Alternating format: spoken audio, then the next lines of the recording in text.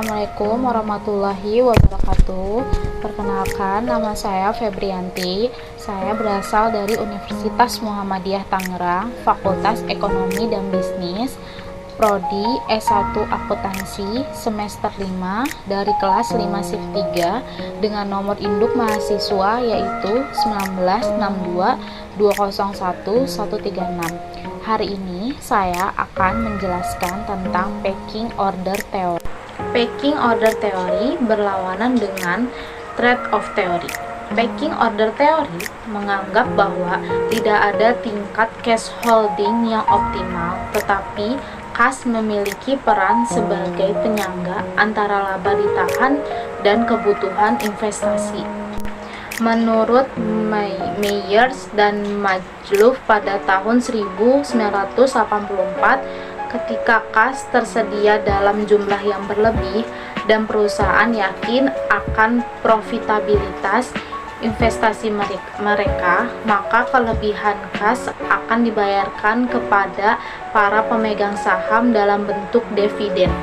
Menurut K. Owen et al. Pada tahun 2000, dengan ringkas mengiktisarkan teori packing order sebagai berikut, yaitu yang pertama, perusahaan menerapkan kebijakan dividen untuk kesempatan investasi. Yang kedua, yaitu perusahaan lebih suka mendanai kesempatan investasi dengan dana yang sepenuhnya dari dalam terlebih dahulu, lalu modal keuangan eksternal akan dicari.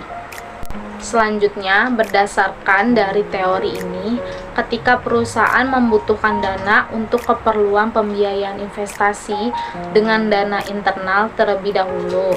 Jika keperluan untuk investasi tidak bisa didapat dari pendanaan internal, maka perusahaan akan menggunakan pendekatan eksternal, yaitu hutang, sebagai sumber pendanaan yang kedua, dan ekuitas sebagai sumber pendanaan yang terakhir. Di sini, teori packing order menjadi salah satu teori yang memiliki keterkaitan dengan variabel dependen, yaitu cash holding.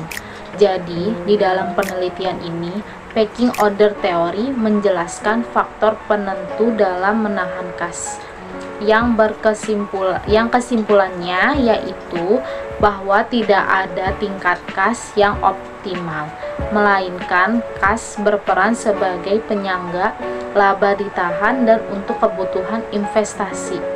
Selain itu, selain variabel dependen yaitu cash holding, teori packing order juga memiliki keterkaitan pada variabel independen yaitu cash flow. Jadi, perusahaan lebih menyukai pendanaan internal dibandingkan dengan eksternal. Perusahaan yang mengalami peningkatan cash flow cenderung untuk menahan pendapatan mereka, lalu mengumpulkan kas yang nantinya dapat mereka gunakan untuk mendanai investasi atau dimanfaatkan ketika terjadinya financial distress. Dan yang terakhir, ada variabel independen capital expenditure.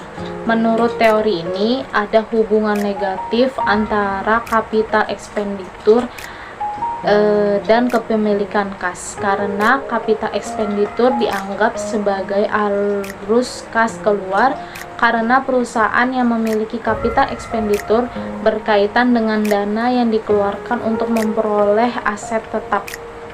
Sekian materi hari ini tentang packing order theory. Semoga materi yang saya sampaikan dapat bermanfaat untuk kita semua. Apabila ada kekurangan dalam segi penyampaian dan penjelasan, mohon dimaafkan. Assalamualaikum warahmatullahi wabarakatuh.